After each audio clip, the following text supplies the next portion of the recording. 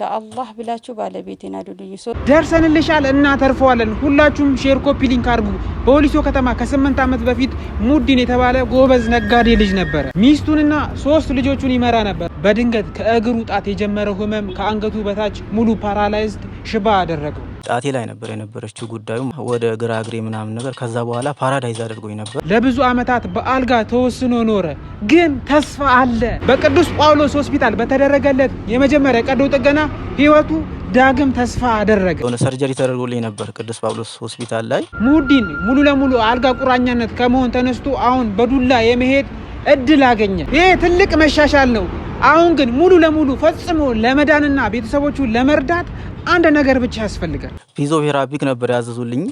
እሱንም ደግሞ ማድረግ አልቻልኩኝም ምክንያቱም የነበረው የገንዘብ እጥረት ሁለተኛ ሌላ ቀዶ ጥገና ሌላ ዳግመኛ እድል ሙሉ ለሙሉ ያድነዋል ጥቂት ገንዘብ በማጣት ብቻ ሙዲን ለ8 አመታት ሙሉ ከቤት አልወጣም ነበር አሁን ግን ትልቅ ተስፋ አለ በእናንተ በኢኮኖሚ ማነስ ምክንያት እነዚህ 3 ልጆች እስካሁን ትምህርት ቤት አልገቡም ቤተሰቡ የሚተዳደረው የወሊሶ ህዝብ በሚሰጣቸው ምጽዋትና ደግነት ነው ይህ ጀግና ወጣት ሙዲን ወደ ስራው እንዲመለስ ልጆቹም ወደ ትምህርት ቤት እንዲሄዱ ይህ ቆሞ የቀረው ህይወት እንዲቀጥል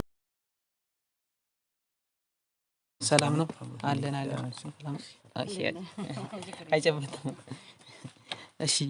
ሰላም እንዴት ነህ ሰላም ነው ደህና አልሐምዱሊላህ እንዴት ናችሁ አለን ስምህን ማን ልበል ስሜ ሙይዲን ከድር ይባላል እሺ ሙይዲን ያው አንድ የሰማሁት ነገር ነበርና ምንድነው የተፈጠረብህ አሙህ እንዳመመህ ሰምቼ ነበርና ምንድነው የተፈጠረው ትክክል ነው ያው ከታመምኩኝ ብዙ ጊዜ ነው ረጅም ጊዜ ወደ 8 አመት ማለት ነው አሁን 8 አመት ሙሉ ቤት ውስጥ ነው ያለሁት ያው መጀመሪያ ህመሜን የነበረ እግሬ ነበር አንደኛው እግሬ ቀኝ እግሬ ነበር የጀመረኝ ጣቴ ላይ ነበር የነበረችው ጉዳዩ ማለት ነው ከዛ በኋላ ነው እግሬ ወደ ማቃደር ወደ መቀዝቀዝ እያደረገ ምናምን ነገር ልክ እንደ ብርድ እየተፈራረቀ የሚሄድ ነገር ማለት ነው የሚሄድ አይነት ስሜት እያደረገ ወደ ወገቤ ሽፍት አደረገብኝ ማለት ነው ወገቤን ከያዘኝ በኋላ ወደ ግራ እግሬ ምናምን ነገር ከዛ በኋላ ፓራዳይዝ አድርጎኝ ነበር ሙሉ ለሙሉ ፓራዳይዝ ሲባል ምንም አይነት እንቅስቃሴ ማድረግ እንደማልችልበት መጠን ይሄንን ወይ ካንገቴ በላይ ያለውን አንገቴ ማንቀሳቀስ እንጂ የሆነ መገላበጥ ምናምን ነገር ወይ እንደ ሽንት መሄድ ምናምን ሙሉ ለሙሉ አልችልም ነበር ማለት ነው ሽንት መሄድ ብቻ ሳይሆን ሽንትን ፖፖ ላይ ተሰጥቶኝ ስቀመጥም መከራ ነው ያ ነገርም ተቀምጬ ምናምን ነገር ሰው ነበር ረቶኝ ምናምን ነገር ወይ ደግሞ ሰው ደግፎኝ ነበር ያን ምሸና የነበረው ማለት ነው ከጊዜ በኋላ ትንሽ ወደ 3 አመት ከቆየሁኝ በኋላ ትንሽ የሆነ ለውጥ ሐኪም ቤት ምናምን ነገር ሄጄ ከታየሁ ምናምን ነገር ትንሽ የሆነ ለውጥ መጥቶ ነበር እሱንም ያው የሆነ ሰርጀሪ ተደርጎልኝ ነበር ቅዱስ ጳውሎስ ሆስፒታል ላይ የጀርባ አጥንት አከርካሪውን አጥንቴ ሰርጀሪ ተደርጋ ነበር እዛ ሲሄድ ያው ሙሉ ለሙሉ አጥንቴ የጀርባን አጥንቴ እንደደቀቀና አጥንቴ የተሰባበረው ነገር ውስጥ እንዳለውና እነዛ ነገሮች ተለቅመው ካልወጡ መስራት እንደማይችል ነው ያው ዶክተሩ የነገሩኝ ማለት ነው እሱንም ያው ትንሽ የመጀመሪያ ዙር ነው ህክምና ያደረጉልኝ እሱን ካደረጉ በኋላ በአንዴ መጨረስ እንደማይችሉ ነው የነገሩኝ ያው እነሱ ይሄን ከነገሩኝ በኋላ የአንደኛው ዙር ካደረኩም በኋላ በሁለተኛው ዙር ያለ መመለስ ወይም ደግሞ ፊዚዮቴራፒክ ነበር ያዘዙልኝ እሱንም ደግሞ ማድረግ አልቻልኩኝም ምክንያቱም የነበረው የገንዘብ እጥረት ያንን ለማድረግ በትንሽ ቀን ነው በአንድ ሳምንት ወደ 18 ሺህ ብር ምናምን ነገር ነው የሚያስፈልገው 4 ኪሎ ነበር የተጻፈልኝ ፊዚዮቴራፒኩ ማለት ነው እሱንም ማድረግ አልቻልኩኝም ያው ምንም አይነት ሳንቲም ስላልነበረ ተመልሼ ወደ ቤት ነው የተመለስኩት ማለት ነው ከዛ በኋላ ያው ምንም አይነት ህክምና አላገኘሁኝም ያው ቤት ውስጥ ነው ያለሁት እስካሁን ድረስ ማለት ነው ኦኬ እሺ ስንት ልጆች አሉ እና በምንድነው እየተዳደርክ ያለው ስንት ልጆች አሉ 3 ልጆች አሉኝ ባለቤት ያለች አጠቃላይ 5 ቤተሰቦች ነን ማለት ነው መተዳደሪያ ምንም አይነት መተዳደሪያ የለንም ይሄ ነው የሚባል ገቢ የለንም ያው 8 አመት ነው ኦሬዲ አሁን እኔ ቤት መጀመሪያ ያው ቤተሰቦቼ ሙሉ ለሙሉ ማስተዳደረው እኔ ነኝ እኔ ወደ ቤት ከተመለስኩኝ በኋላ ምንም አይነት መተዳደሪያ የለንም ገቢ የሚባል ነገር እኛ ጋር የለም አይታወቅም እንዴት ነው የምትኖሩት የምንኖረው የአካባቢ ማህበረሰብ አልহামዱሊላህ ባለው ነገር ይሰጠናል ያለውን ነገር እንግዲህ ባገኘን ቀን ያንን ነገር ያደረገን እናራለን የሌለ ቀን ደግሞ የለም መታገስ ግድ ስለሆነ ታገሰን እንኖራለን አልহামዱሊላህ ደግሞ የለት ምንጎርሳትን ነገር አላህ ያሳጥቶና ያቅም ያንን እንግዲህ እየጎረሰን እየኖር ነው እንጂ ምንም አይነት ገቢ የለንም አሁን ባለንበት ሁኔታ ማለት አሁን አንተ ወደ ሙሉ ጤንነት ተመልሰ ሰርተ ቤተሰቦችንም ልጆችንም ባለቤትህንም ለማገዝ ምንድነው የሚያስፈልገው በጣም ብዙ የሚያስፈልገኝ ነገር አለ። እንግዲህ የሚስተካከል ከሆነ የመጀመሪያው ደረጃ ሕክምናዬን ባገኝ የሚቻል ቢሆን እጅግ በጣም ደስ ይለኛል፣ በሙሉ ጤንነት ለመመለስ ማለት ነው።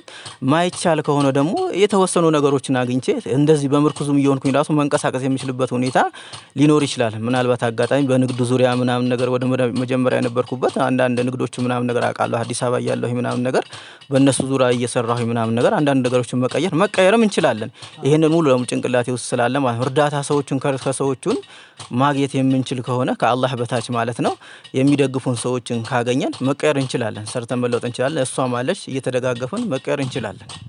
ኦኬ እሺ፣ እሷ ስራ ትሰራለች? አሁን ባለው ሁኔታ ምንም አይነት ስራ የላትም። የምሰራው ነገር አለ ቢባል ያው የሚታይ ነገር ስለሆነ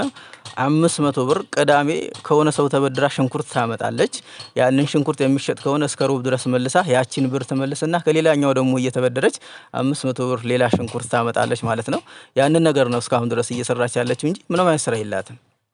እሺ ቤተሰብ እንግዲህ ምን እንደምላላቅም ስልኩን አስቀምጥላችኋለሁ። ስልክ አለ አይደል? አዎ ስልኩን አስቀምጥላችኋለሁ። የባንክ አካውንቱን አስቀምጥላችኋለሁ። የምትችሉ ሰዎች በምትችሉ ታገዙት። የሚያስፈልገውን ነገር እኛ በሚዲያ ተጠቅመን ምንችለውን ነገር እናደርጋለን። ሌላ የምትለው ነገር ካለ ይቻላል። እንግዲህ በዚህ አጋጣሚ ያው ከዚህ በፊት የረዱኝ ሰዎችን እጅግ በጣም አመሰግናለሁኝ። ከጎኔ ለነበሩ ወንድሞች ሙሉ ለሙሉ አመሰግናለሁ፣ ዶክተሮችን ጨምሮ ማለት ነው። ከዛ በታች ያለውን ያው ከዚህ በኋላ የሚረዱኝም እጅግ አመሰግናለሁ። እንደዛው ደግሞ ደጋግ የሆናችሁ ኢትዮጵያውያኖች ያው የኛ ችግር የሚታይ ነገር ነው፣ ወንድሞችን የሚያዩት ነገር ነው፣ ሙሉ ማህበረሰቡ እዚያ አካባቢ ያለው የሚያየው ነገር ነው። ባላችሁ አቅም ለአላህ ብላችሁ እንድትረዱን፣ ምክንያቱም ነገ ዛሬ ያስቀመጠ ነገ ይቀበላልና ለነገም እንዲጠቅማችሁ ጭምር ለአላህ ብላችሁ እንድትረዱን መልእክቴን አስተላልፋለሁ። አመሰግናለሁ። እጅግ አድርጌ አመሰግናለሁ። እንግዲህ ይሄን የምታዩ የህክምና ባለሙያዎች ለሱ የህክምና እርዳታ እንግዲህ እሱ ከተሻለው እንግዲህ 5 ቤተሰብ ነው ያለው፣ እሱ ማገዝ ስለሚችል